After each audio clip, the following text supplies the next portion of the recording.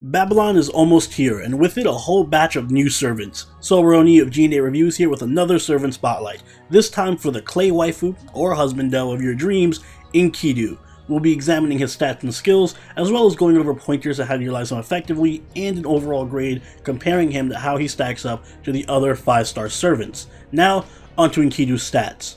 Enkidu has a max HP of 15,300, very high for a 5-star Lancer and one of the highest HP stats in the game overall. Currently he has the 6th highest HP stat in JP, and his max attack of 10,780 is near the bottom of the 5-star Lancers, and when factoring in his 1.05 Lancer damage modifier, his attack becomes 11,319, which is below average for a 5-star servant. Taking a look at his skills, his first skill is Transfiguration rank A, which increases his Buster Card effectiveness for 1 turn between 30 and 50%, and also randomly increases either his Quick or Arts Card effectiveness for 1 turn between 30 and 50%, both depending on level. His second skill is Presence Detection rank A+, which decreases enemy critical hit rate between 30 and 50% for 3 turns, depending on level, and it also removes enemy evade status.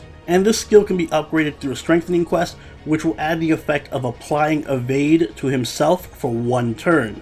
And finally, his last skill is Perfect Form rank A, which greatly restores his HP between 5,000 and 10,000 depending on level, and it also removes all of his debuffs. Moving on to his passives, he only has one, Magic Resistance rank A, which increases his debuff resist by 20%.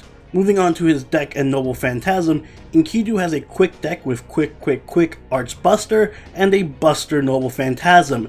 His Noble Phantasm in Numa Elish decreases enemy defense for 3 turns between 20 and 40% depending on overcharge, and it deals significant damage to a single enemy with between a 600 and 1000% damage modifier depending on level.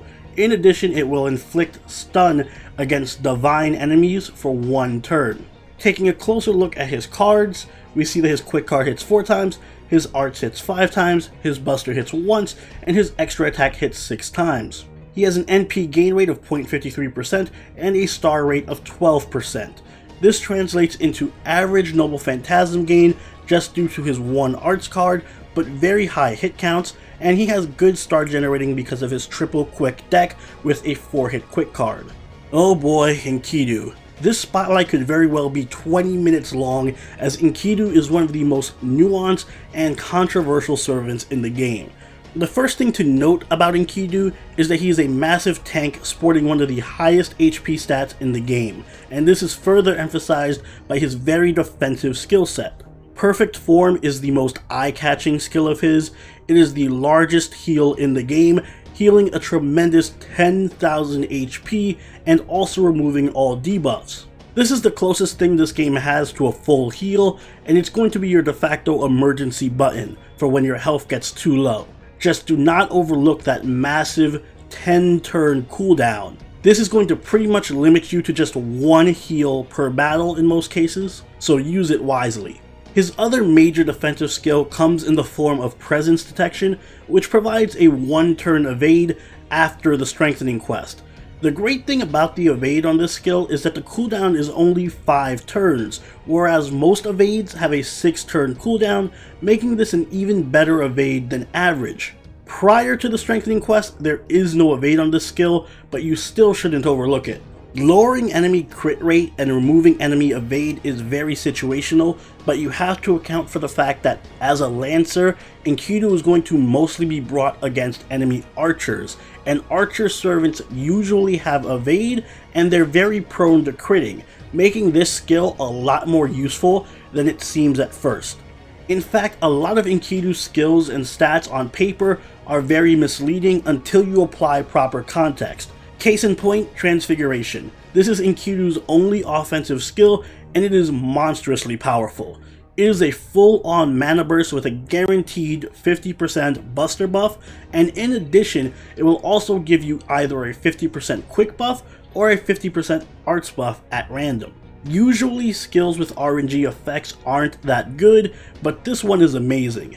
Naturally, the quick buff is great because you're going to likely have quick cards in your hand since you have 3 in your deck, but even getting the arts buff can be worth it if you have Enkidu's arts card in your hand, as it's going to give you a tremendous boost to your Noble Phantasm gain. And even at the worst, this skill is still a full-on mana burst for your single target Noble Phantasm, making it incredible as it is. Skill priority for Enkidu is probably the only straightforward thing about him. You're going to want to level Transformation first because that's going to be your major buff, followed by Presence Detection for the shorter cooldown, and then finally Perfect Form, as that is the emergency skill, and even at rank 1 it still packs a significant 5000 HP heal. To top off an incredible skill set, Enkidu also has an incredible Noble Phantasm. It is a single target buster that also decreases defense and stuns divine enemies. Despite Enkidu's subpar attack, this is a tremendously strong Noble Phantasm because of his Mana Burst skill, which gives this a giant damage buff. Being able to stun divine enemies is great as well because many archers and berserkers are divine. Keep in mind that this is not bonus damage against divine enemies like Skahak has, so don't expect to outdamage her when fighting Gil, but your damage is still going to be very high, and having a guaranteed stun against certain enemies can be invaluable. The defense debuff shouldn't be overlooked either. Even at 100% overcharge, a 3-turn 20% defense down means that your follow-up attacks after you Noble Phantasm will be a lot stronger, making Enkidu a very good option for leading off your Noble Phantasm Brave Chain. So in short, this is a high damage Noble Phantasm with a relevant debuff and extremely strong situational utility. Another plus of Enkidu's, oddly enough, is that his Noble Phantasm is semi-spammable. While I did say that Enkidu only has average NP gain, that isn't entirely true all the time. The thing to keep in mind about Enkidu that makes him hard to judge is that he can situationally have incredible Noble Phantasm gain depending on what cards you draw. This is due to 2 factors. First of all, despite having only 1 arts card in his deck, it hits 5 times and he has a good NP gain rate. That means this is actually one of the best arts cards in the game, and it gives you a tremendous amount of Noble Phantasm gain. Secondly, his 3 quick cards make it very easy for him to generate crit stars, and as a Lancer, he's going to crit very often. So even though on paper his Noble Phantasm gain is just average, because he crits so often and because his arch card is so powerful, in practice he tends to have some really strong Noble Phantasm gain in the proper situations. Enkidu is highly self-sufficient, more so than maybe any other servant in the game, because he packs good star generating, good Noble Phantasm gain, very good defense, and very high damage and utility in his Noble Phantasm. In fact, because of that, much like Ku, he tends to work best on his own as a soloer rather than in a team. And that's also his major weakness. His triple quick card deck works for him in terms of generating stars and NP gain when he's on his own, but it does conflict with the decks of most support and offensive servants that you would normally think of pairing with him, and that's because it creates inconsistencies in your command card deck. In addition, his non-Noble Phantasm damage is also lackluster because of that triple quick card deck. So unless you're getting crits or you're Noble Phantasming, you're not going to be hitting very hard.